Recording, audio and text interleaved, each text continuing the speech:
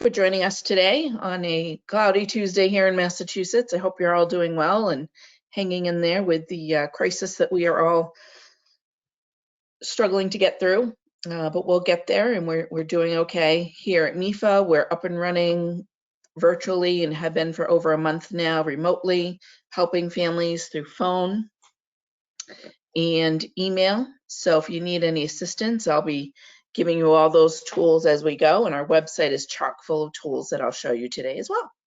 So my name is Stephanie, as I mentioned, Stephanie Wells, and I have been at MEFA for a while now, since 2001, and I've been working in higher ed financing my entire career. So I do a lot of work with families and helping them through the financial aid process, as well as helping them through the college enrollment process with savings plans, advice and guidance on admissions and financial aid and how to pay the college bill. MEFA is a nonprofit quasi-state authority. Many of you are familiar with MEFA. And as I mentioned, we do have a great website, MEFA.org, where we're always posting new blogs and information. We have a lot of calculators and tools that I'm going to demonstrate throughout the webinar. We also are up and running and have been since day one on our phone channel. So if you need to call and speak to a live person, call us at 449-MEFA and hit the guidance option, and we will be able to help you with any questions you have throughout this process. If you prefer to ask a question or get in touch with us through email, email us at collegeplanning@mefa.org. You can also email us if you need some individual one-on-one attention, you want to set up a phone appointment. I've been doing video appointments with families, so we're happy to do that. You can email us your financial aid award letters, and we will help you out as any way that we can throughout this process. We know it's a crazy time for everybody. And of course, follow us on social, Facebook, Twitter, LinkedIn. We're always sharing great programs that we have. We're going to be offering lots more virtual programs. Unfortunately, we're unable to do these programs right now in the community in person. We wish we could be able to see you, but we're doing it all virtually right now through webinars and chats. So feel free to check us out. We're also sending scholarship alerts on our social media channels. So lots of guidance out there as well. So feel free to check all that out. And congratulations to moms and dads who are on the line and students on your college acceptances for the students. We know it's a kind of a interesting year to be a high school senior and going through the college enrollment process, doing a lot of things virtually. I've talked to some friends who have done their orientations online through webinars and video chats. So it is a little bit different this year, but we'll get through it, and hopefully we can help you all make a good decision on the finance side to make sure everybody can afford this next step in the student's educational career. So today we're going to focus on your financial aid offers, knowing your options if you haven't applied for financial aid, how to calculate the balance due, which might seem like a simple thing to be able to do, but sometimes it can be a little confusing trying to figure out, you know, what is a billed expense versus an unbilled expense, and what pieces of the financial aid award will be applied to the bill. So we'll go through all that. A great calculator to help you out with that. And of course, helping you make financially wise decisions on this college enrollment processing and a strategy to help pay that college bill. So just a quick refresher on financial aid. Financial aid can come in the form of two types. There's merit-based financial aid and financially need-based financial aid. So most of the aid that's given out nationwide is based on your family's finances, so a financial aid formula. And that is true for most of the aid that comes from the federal and state government, as well as from colleges and universities. Need-based aid is determined, as I mentioned, on a standardized formula.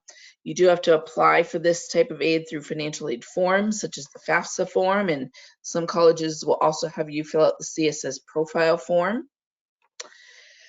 When it comes to financial aid overall, most families are not going to receive 100% of the amount that they're eligible for a lot of reasons. The big driver being budgets and just not enough resources to go around for everybody that needs it, at least at 100% of what your need might be. Merit-based aid is based on the student's academic achievements or skills. So typically a merit-based award is coming from the admissions office, and they will award a student a merit award in an admissions letter. With the acceptance letter, you might get an acceptance letter that says, congratulations, you've been accepted, and we're going to give you $40,000 in scholarships, so $10,000 a year for 4 years. So that is guaranteed, assuming that the student meets certain criteria. So you want to make sure that if the student has merit-based awards, such as grants and scholarships, usually based on their overall admissions application, that they understand their requirements for renewal. So they will have to usually meet a certain GPA minimum. Sometimes the scholarship might be tied to a major or program. So you want to understand that and make sure the student understands the responsibility that's tied to that merit-based award, because they have worked hard for that scholarship. It's part of their contribution towards the bill, and they do have certain things that they're going to need to do to keep that aid. And they're going to have to understand if they don't meet that GPA, for example, what will happen. So find out from the college, will you lose the scholarship altogether if the student doesn't meet the GPA? Will you lose a percentage of it, or maybe get a semester to get the grades back up? There are certain situations, obviously medical situations, families might have, a tragedy in the family, God forbid. And in those situations, you can probably work with the school. But when I talk about losing a merit-based award, it's really just if the student was maybe having a little too much fun first semester and didn't keep their grades up. So no, certain situation, tragedy or anything like that, or medical situation, just basic, not meeting that GPA.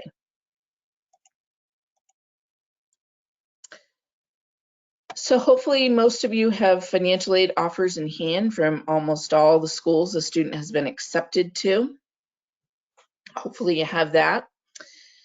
And this screen right here will show you just an example of some of the line items that you might see in a financial aid award. Your financial aid awards probably won't have all of these items. This is just an example. But the first thing you'll see on a financial aid offer is going to be the free money. So first, a college is going to put the money that they're offering, grants and scholarships. Both the merit and the need-based aid should be on there from the school. They'll typically show you what you're allotted for the fall and spring semester and the total for the year. Grants and scholarships from the federal and state government do not have to be paid back. So it is what we call gift money or free money. But as I mentioned, there are criteria that you need to maintain. Even with financial need-based scholarships, let's say from the federal government, the student still needs to be maintaining progress through school, satisfactory academic progress, and there's certain enrollment requirements that they have to meet, and GPA as well. Usually that GPA threshold is much lower at about 2.0, but there are criteria to maintain need-based aid as well on the student side.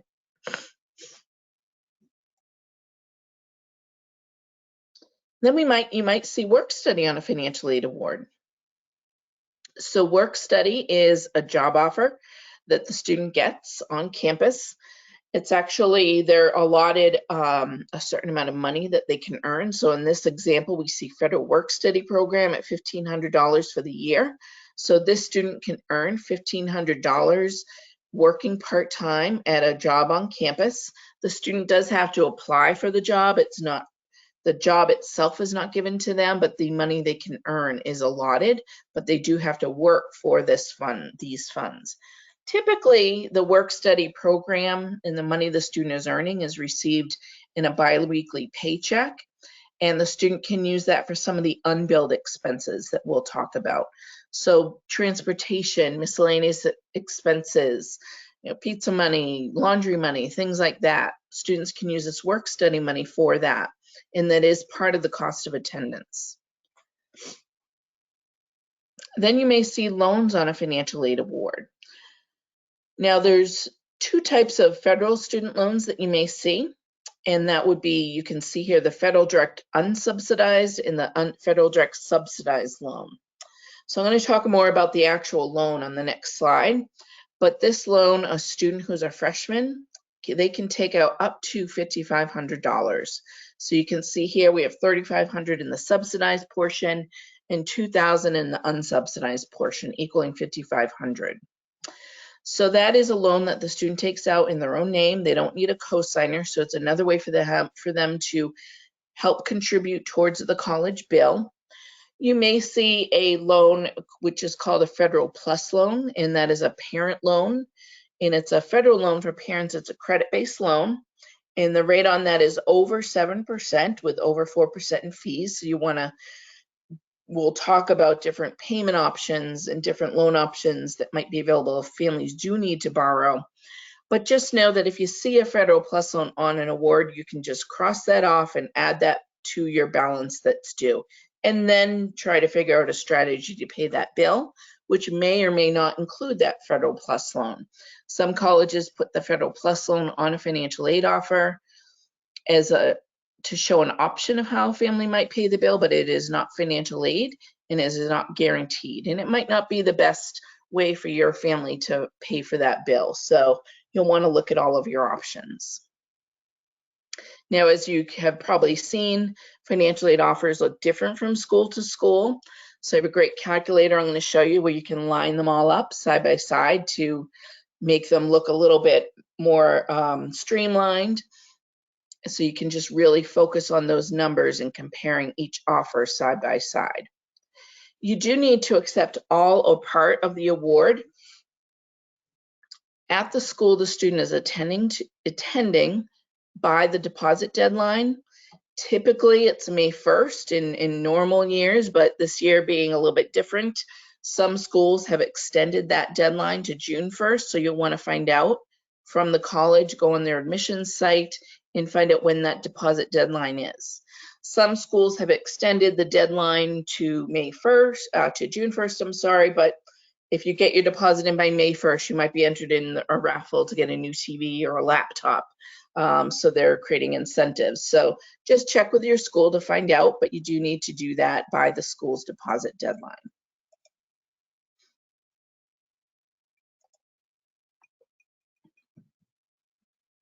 And for those of you who are just joining us, I do want to just reiterate that we are taking questions in the chat feature. I can't hear anybody if you're verbally asking me questions, so feel free to type those in the chat and we'll go through those throughout the webinar.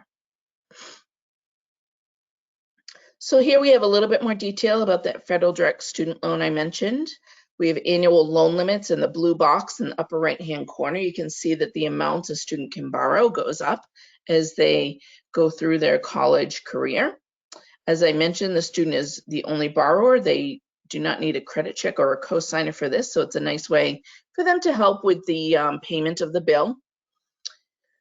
We do advise if families do need to borrow. Throughout this webinar, I'll be talking about keeping borrowing down and limiting debt as much as possible, making financially wise decisions. But if your family does find you do need to borrow, this is the loan that you should start with first, because there are lots of benefits to this loan that aren't available with a typical bank loan or even, private loan. So you do want to start here if this family does need to borrow. Some families don't want the student to borrow, but I always advise, maybe mom and dad can help the student pay off this federal student loan after they graduate. That might be an option. There is an interest charge to this loan of 4.529% fixed. That's the current rate for this current academic year. And the rates for new students and students who are going to school next year should be announced in May or June timeframe. And those rates change annually every July 1st. So the subsidized portion of the loan up to $3,500 could be subsidized for a freshman. Means that interest is not accruing while they're in school. Only when they graduate will interest start accruing on that portion. The rest of the loan, or for some families, the entire loan may be unsubsidized. meaning interest is accruing on that loan while the student is in school. They don't have to make payments on it, but they can make voluntary payments if they choose to keep that interest down, so that when the student graduates, they're only left with their principal balance, not just not the interest that would be capitalized and added to the principal balance at graduation. There is a small fee that's deducted from the loan, so you want to take that into account when you're figuring out what you owe the school and what's going to be credited towards the bill. And the student will need to go online, and you can see the website right here in the bottom right-hand corner, to sign their promissory note electronically and go through federal entrance counseling, which is a requirement of federal student loan borrowers that they understand their rights and responsibilities as a federal student loan borrower. And as I mentioned, there's no payments while in school, and there's several repayment options when they get out of school to make repayment easier for the students. They can also defer this loan for graduate school, military, Peace Corps. There's lots of different options that you wouldn't find with regular credit-based loans. When we're going through this crisis that we're in right now, and we're hearing about the federal government is pausing interest on federal loans, this is the loan they're talking about. So that's one benefit that we're seeing right now for federal student loan borrowers to help them. There's other things that are happening as well, but that's just one example. You may have to go through what's called verification. You may have already gone through this. And verification is when a college is verifying certain data points on your financial aid applications. So they could be verifying information for their own institutional aid or on behalf of the Department of Education, but all of the verification requests will come through the college. And you must comply with all these requests to finalize that financial aid award. So that financial aid will not be credited towards the bill until this verification process is complete. Now, not all families are going to have to go through this, and you may not have to do verification for every college the student was accepted to. But if you did receive a letter or a message on the student's web portal, make sure that you get that documentation into the financial aid office. And if you have any questions, feel free to email them. Check their website to find out the best communication method for them right now. Some are available by phone. I'm finding that email is the best way to reach people these days, and then setting up a following, maybe a Zoom call or something like that, is the best way to reach colleges these days who are also working remotely, most of them across the country. But just make sure that you're reviewing all of that correspondence. If you haven't applied for financial aid, it's not too late to do so. You may have missed many colleges' deadlines for their own institutional aid, but the deadline for state aid here in Massachusetts is May 1st, and federal aid is available throughout the year. So fill out that FAFSA form. If you want if the student is interested in taking out that federal loan, you do need to file that FAFSA. Payment plans, which I'm going to talk about, budget plans through the college or private loans, such as loans through MEFA, do not require financial aid forms. However, we always recommend that families do apply for aid to maximize your eligibility and make sure you've exhausted all your resources to receive aid.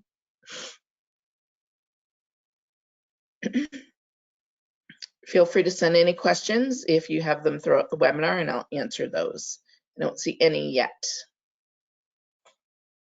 So a quick word about the wait list. If the student was added to a wait list, there are a few things that you will need to do and consider before accepting a spot on the wait list. So just keep in mind that many schools have very long wait lists, and some don't even accept any students at all from the wait list, or very few. Typically, many schools do not provide financial aid or very little financial aid from students that they accept off the wait list. And you will lose your deposit at the previous school that the student deposited at, they were accepted to, if you do get off this wait list and decide to go to a different school. So those are a few financial things to consider. Now, if you have considered that and say, okay, we can afford it, if the student gets off, you do want to formally accept the student's spot on the wait list. Make sure you're still keeping in touch with the admissions office.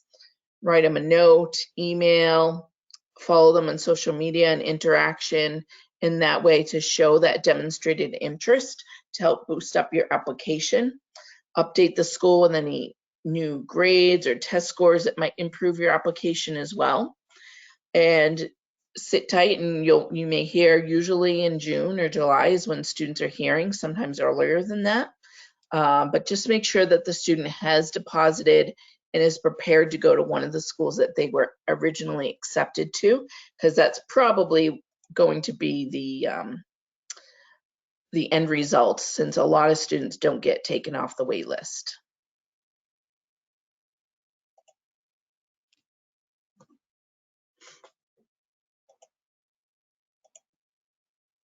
Okay. So we just had a question pop in and then it got deleted somehow. If you wouldn't mind just sending that question, whoever just chatted that question to me, just send that back real quick and we'll answer that for you. Apologize about that. And anybody else who has any questions, feel free to type those in. So here you see MEFA's college cost calculator, and this is on the MEFA website. I'm going to demonstrate it for you. It's a really easy way to line up your award letters side by side.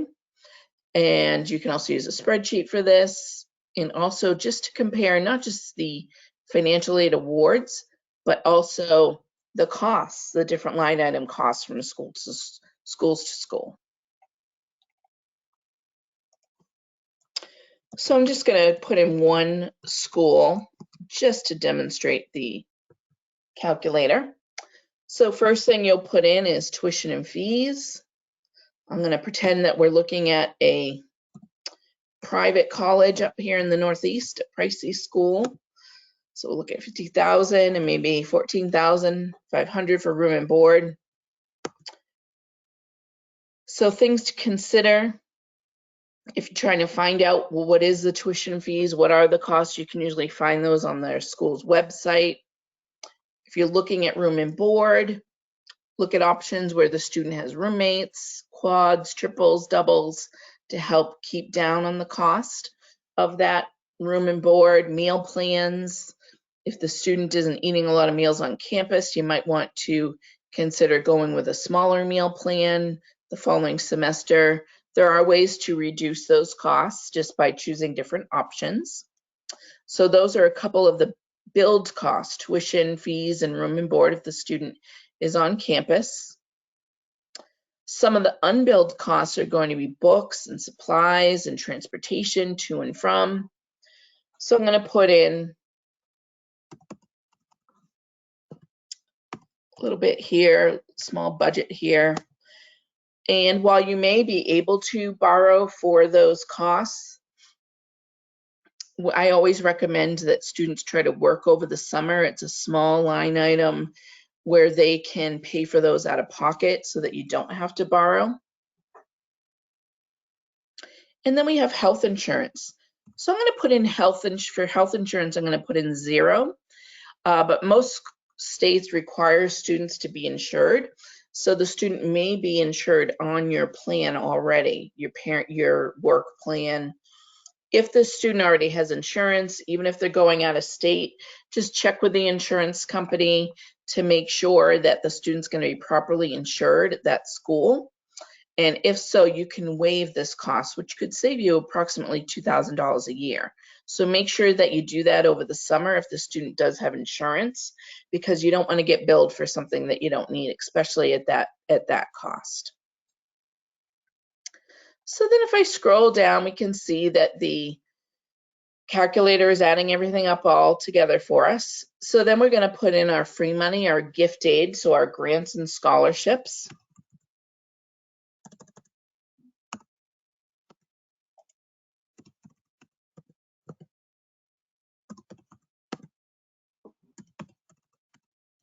So I have our federal and state grants, and then money from the college. That could be a combination of the merit and need-based aid.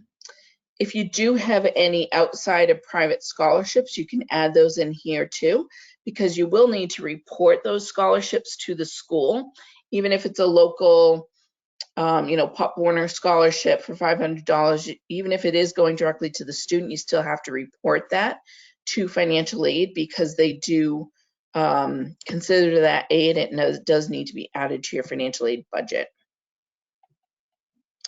So we can see that our gift aid, our free money is being deducted from our balance due automatically. So then I'm going to put in my federal student loan, my subsidized loan, and my unsubsidized loan. And we like to think of the loan separately from the gift aid because it is financial aid, but you still have to pay that back. If you do have schools that are putting in plus loans and you want to just compare them, you could put those in here as well, or any other loan options that you're looking at. And then lastly, for other resources, this could be money that you just have saved that the student's going to contribute, or maybe money from a 529 plan. So let's pretend in this example, the family has saved $20,000. So they've decided we're going to do $5,000 of that per year for each of the 4 years of school. So then if we scroll down all the way to the bottom, initially we had a big, scary number, $67,000, which is that sticker price. But when we start deducting our aid and our federal student loan, you can see that the remaining cost is a little bit more affordable.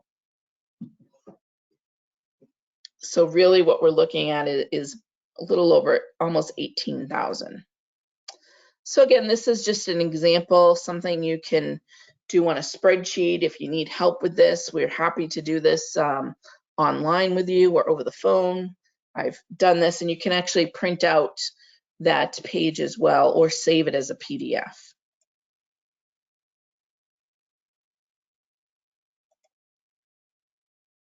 Okay, so I just got a question here.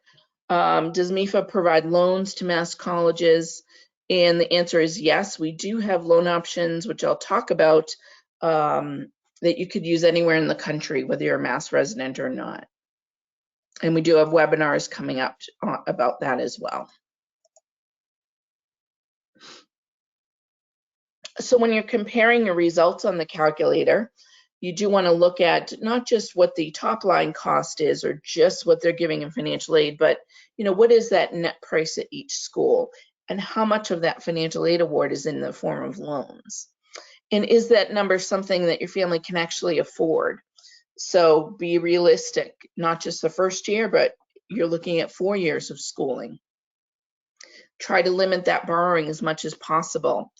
If your family has decided the student is going to help pay back with some of the family co-signed loans, is that going to be feasible based on their career plans, the salaries they might be looking at based on what they want to do with their career, or if they're going on to graduate school where they might need to borrow more to pay for graduate school? Really think about what is that monthly payment at the end of their college career, not just for the first year, and can they afford that? This, especially in today's times, it's really important, the affordability factor, to consider everything. And I have a great calculator that I'm going to show you that can help analyze what's the payments going to be. How much are we paying in total for this loan before you actually borrow, to try and get a realistic expectation. So when we talk about creating a plan to pay the bill combination strategy, first thing you want to look at is past income, and that's going to be in the form of savings. So maybe it's a 529 college savings plan, or dig up those old savings bonds, CDs. Maybe grandma, grandpa, or aunts and uncles have also saved for the students, so they might be able to help contribute, and really figure out what do you have and how do you want to utilize it.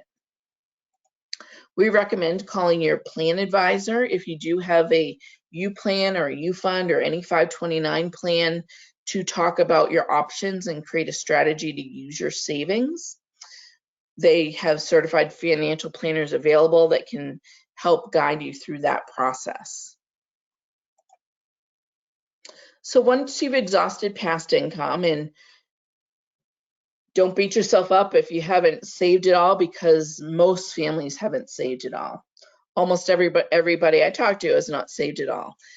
Some families may have saved enough maybe to get through the first year or to limit borrowing. But most families haven't saved all of it. They wish they had, but it's just not the case for most families. So don't feel bad about that. Just be glad that you did save if you were able to save, because it can help contribute towards the bill and try to keep that debt down if you might need to borrow. So present income you can use in the form of a monthly budget plan and interest-free payment plan through the college. They have different types of plans depending on the school, where you can make interest-free payments over 5 to 12 months. There's usually a small enrollment fee of $50 to $100, but there's no interest. It's not a loan. It's just a way for you to spread out your payments and to put yourself on a monthly budget. And if you did a 12-month plan, then you're just doing it year round, and you just get used to having that come out of your paycheck every month. Those plans typically start in May, June, or July. So check out your school's website to find out more about when that plan starts. You can make adjustments to the plan throughout the year. So if you want to get started on it for May, for example, even though you don't have a bill in hand, you can estimate and then adjust those payments and adjust that budget as the year goes on once you get your actual bill. So once you've exhausted past and present income, then you might be looking at future income in the form of borrowing. So this is always going to be a last resort. Wait till you have a good idea. Maybe wait till you get your bill to decide what you want to do here. But when it comes time to borrowing, if you do decide that's going to be an option and that's what you want to do to pay the bill, just make sure that you understand your credit history, since loans above and beyond that federal direct student loan are going to be credit-based. So students typically, as an 18-year-old, aren't able to get additional loans on their own behalf. They're going to need credit-worthy co-signers in a form of a family loan or a parent loan. Again, only borrow what you need. You may be able to borrow for unbilled expenses, but make sure that you're trying to pay for as much out of pocket as possible, especially in the first couple of years where you might not have 2 kids in college, for example. Maybe you only have 1, so try to limit the borrowing. Think about whether you have additional kids coming down the road that might need assistance as well. Now, if all that is said and done and you've made the decision we are going to do this, then also make sure the student understands if they have to contribute towards making payments on that. Will they be able to?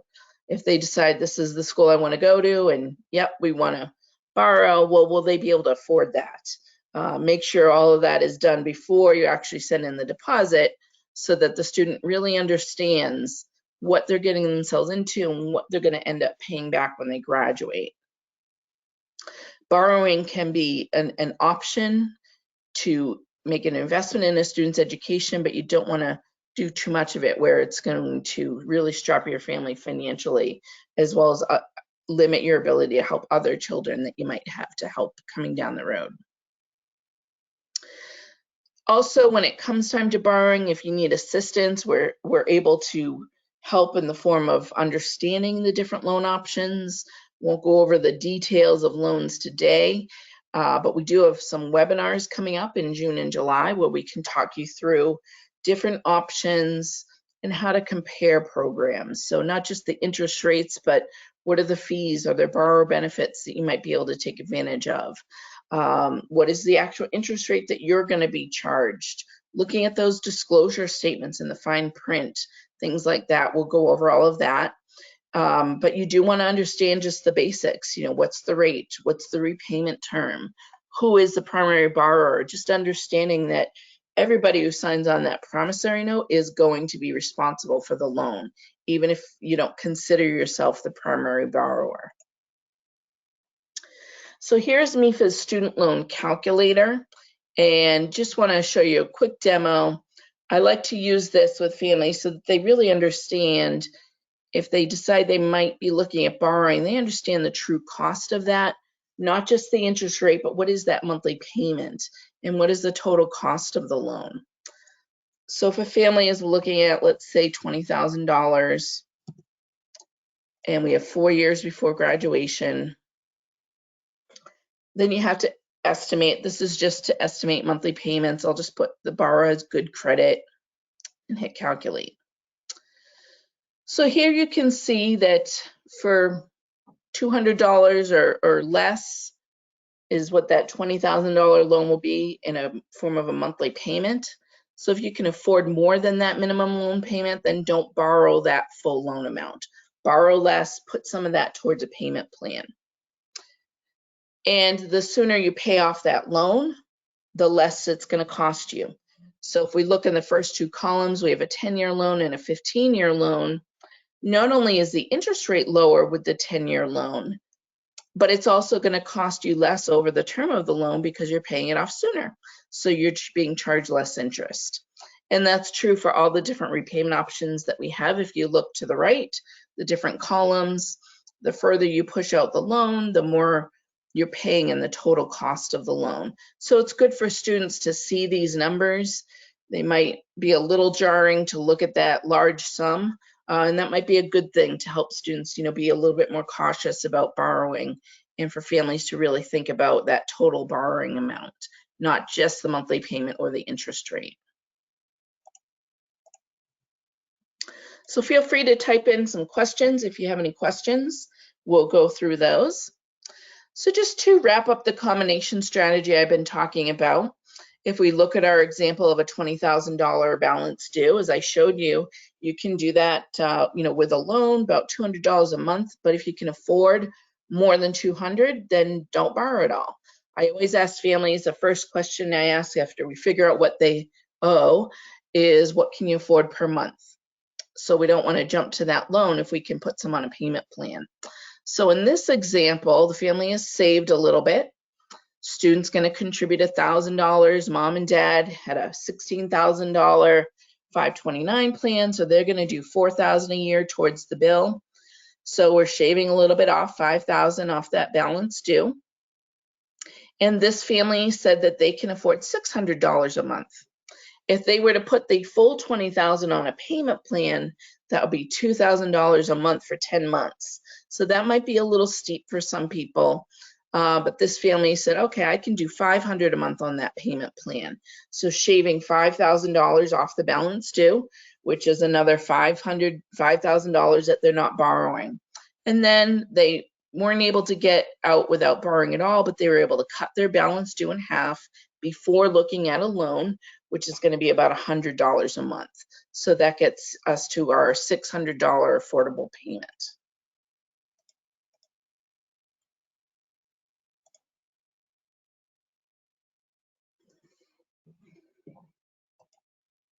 So let's talk about timing as we're wrapping things up. Feel free to put those questions in the chat feature. Next things you have coming up after you've made the deposit, you've looked at all the options and have a strategy to pay that bill. You will be getting that actual bill live, either electronically or in the mail, in June or July, and it will typically be due about 3 to 5 weeks later. Now, if it's a typical school where they have fall and spring semesters, you're billed for each semester at a time. However, when you're crafting your strategy to pay the bill, you want to craft it for the full year. If you end up needing to borrow for the full year and then lower the loan later on, let's say spring semester bill comes in, you don't need as much, just call the lender and lower the loan before the money is sent to the school. Even if you've applied for programs or loans or payment plans, you can adjust those through the year and lower them if you don't need the full amount. We recommend that you give yourself a 2-week cushion before the bill's due to apply, just to make sure that you're signing your promissory notes online, and if there's something funky on your credit that was missed and the loan doesn't go through, you want to have some time to figure out a plan there. Instant credit decision on most private loans, such as loans through MEFA, so you'll find out right away when you apply. But you do want to give yourself a little bit of wiggle room before the bill is due, rather than waiting till the day before or the day after. And make sure you're setting up your payment plan as soon as you can, so you can get on that payment option and start making those payments and adjust to your new monthly budget based on the new amounts that you're paying out of pocket. If the student has applied for private scholarships through your local community, usually that's through the guidance office at your high school. But also you can check out community-based organizations or foundations that you're involved with, religious organizations that you're involved with, maybe your employer. They might have education benefits. Maybe they're helping with education loans or helping with savings plans. A lot of employers are trying to help families with paying for college now, so there might be options there. You should never apply for a scholarship where you have to pay somebody to get through that process. That should all be free.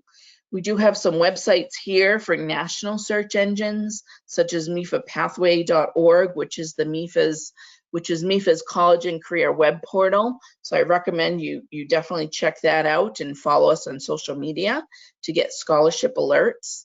And don't be afraid to have the student, they're at home, most of them, so they have time on their hands. They can't go anywhere right now, most states. So have them apply for some scholarships online. Take a couple hours a week and get this done, and you never know what you might come up with.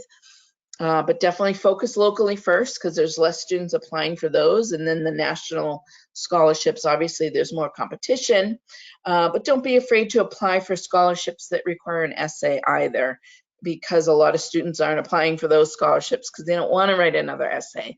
They're done with essays at this point and they just want to go to college. But again, there's less students applying for those, so don't be afraid to apply for those. So in Massachusetts, we have a lot of great public school options here. I myself went to Bridgewater State. It was Bridgewater State College when I went there, but now it's Bridgewater State University. No matter where you live in Massachusetts, except for maybe the islands, you should be in driving distance to a community college, a public college or university, or one of the University of Massachusetts campuses. So there's lots of great schools here that might be a little bit more affordable, depending on what you got in financial aid to other schools. The Mass Transfer Program is a great program to look into, where the student starts at community college and then transfers to a four-year public university. So that might be an option, just to get some of those core classes out of the way at a lower cost, commute to school, commute from home, saving money and room and board there. There are other options to think about, so definitely look into that. And New England Board of Higher Ed also has a great program called Tuition Break you can check out, where you can look at getting a lower cost at a public college in another state locally if our state programs don't offer that major, for example. So that's something to check out to help save. So make sure that you're working with your financial aid office throughout this whole process. They're there to help you. Right now, you may not be able to, go to the campus in person, but you should be able to set up some sort of appointments or email them if you need assistance. Don't be afraid to reach out to them. They're there to help, especially if you need to appeal an award. Let's say, you're one of the many tens of thousands of people who are being impacted right now financially because of this COVID-19 crisis. Make sure you're working with your financial aid office to make sure they know what's going on. Because when you apply for financial aid, let's say maybe in October or November, a lot could have changed since then. So you have different circumstances. So make sure they're aware of that. And they may be able to help you out with more financial aid, depending on the situation. But they don't know about it unless you talk to them. So make sure the financial aid office is aware of any special financial circumstances you might run into.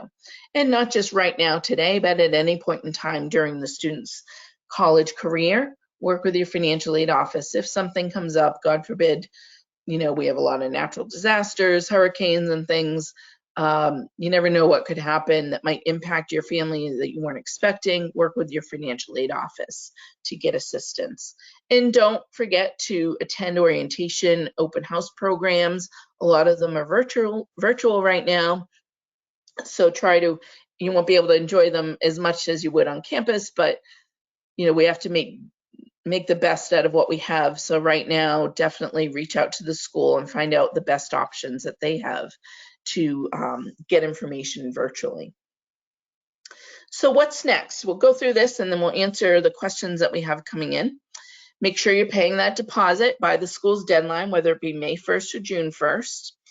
And if schools are open, you may be able to go to orientation in person, depending on the school. Of course, making that plan to pay the balance due, call us, email us. We can set up one-on-one appointments with you. Just email us at collegeplanning@mefa.org or give us a call and we can help you out. And use the calculators and tools that I showed you. Sit down with the student, make sure they understand what borrowing will be and what that will cost if they make one decision over another, depending on the school. They really want to get them involved in the financial decision as well. And of course, follow us on Facebook, Twitter, and LinkedIn.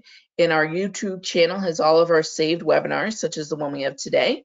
So feel free to check us out there. So with that, I'm going to end the formal part of the presentation, and you have our phone number and website here in front of you. So please type in those questions through the chat feature and I'll answer those before we end today. And if you thought this was helpful or any of MEFA's programs were helpful, please leave us a Google review. We'd love to get your feedback. And I'll open up the questions right now.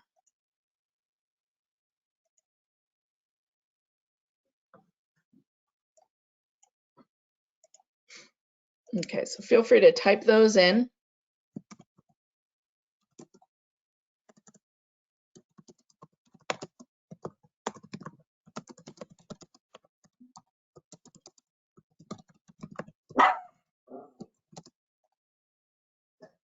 Feel free to type those in and excuse the dog in the background.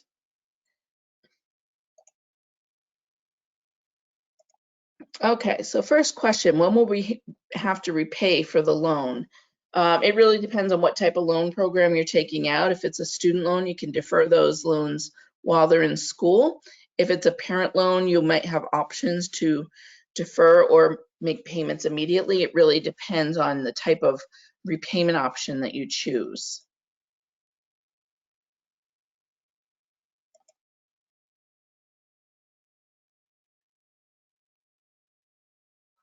So I have another question about non-US and non-resident students and how they can get support. We do have information on the MEFA website.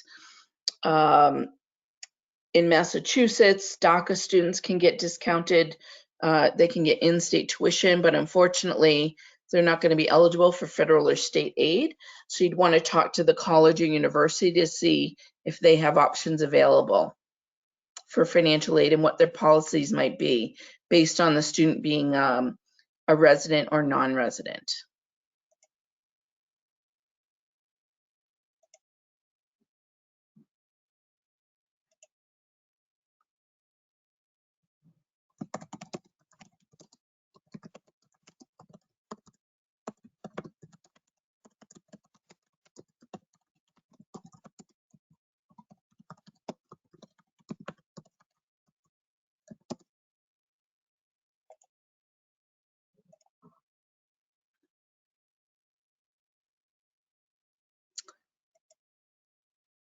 So I have a couple questions about, how much leeway you'd expect from the school, or is it too late to get aid? It really depends on the school and what they have still available. Federal and state aid is still available. Just make sure you apply by May 1st, get that FAFSA form in.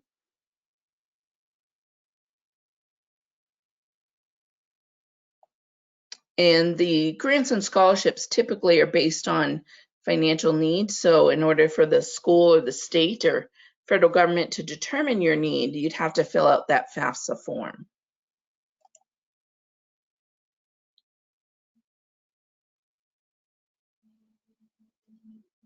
So I don't see any other questions coming in, so feel free, I'll leave it open for just another minute. If you have any questions, feel free to type those in the chat feature and we'll answer those.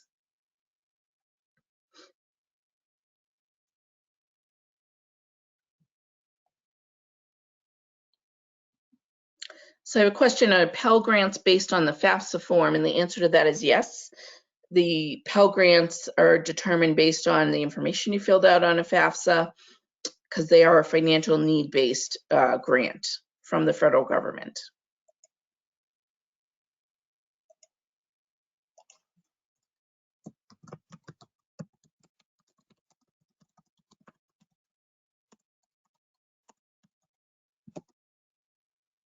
So question, are scholarships based on GPA? And it really depends on the scholarship. So make sure that if a student did receive a scholarship that is dependent on a GPA, that they understand what that GPA is. And then another question about, if your family contribution that's been determined is not feasible or realistic, what should you do? You should talk to the financial aid office at the school and see if there's anything that they can do for you. Maybe there's something that they weren't aware of in your family's financial circumstances, and go from there. Look at other more affordable cost options if they aren't able to help you with that. Unfortunately, for most families, their calculated family contribution is much higher than what they think they can afford. So that's pretty realistic across the board with families. And most schools aren't able to meet their financial need above and beyond that EFC. So you just have to try your best and work with the school and make sure that there's affordable options, such as looking at maybe some of the mass colleges, community colleges, things like that. If what the schools the student applied to are not feasible, then you might look at lower cost options.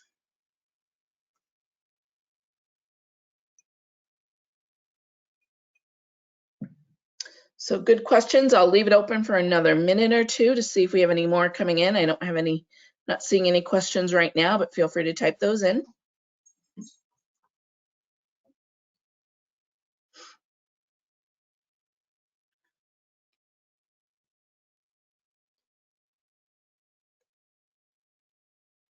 Okay, I don't see any other questions coming in. So with that, I just want to thank everybody for joining us today. Again, if you do think of something later, feel free to send it to collegeplanning@mefa.org. And if you are looking at borrowing, I do have one question about recommendations for banks. We're not certified financial planners, so I'm not going to tell you where to borrow from.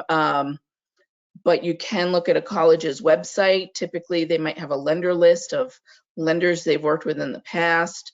You can look at your state's organizations like MEFA, for example, nonprofits, things like that. But check with your school and see if they might have a list of lenders as well that you might want to research.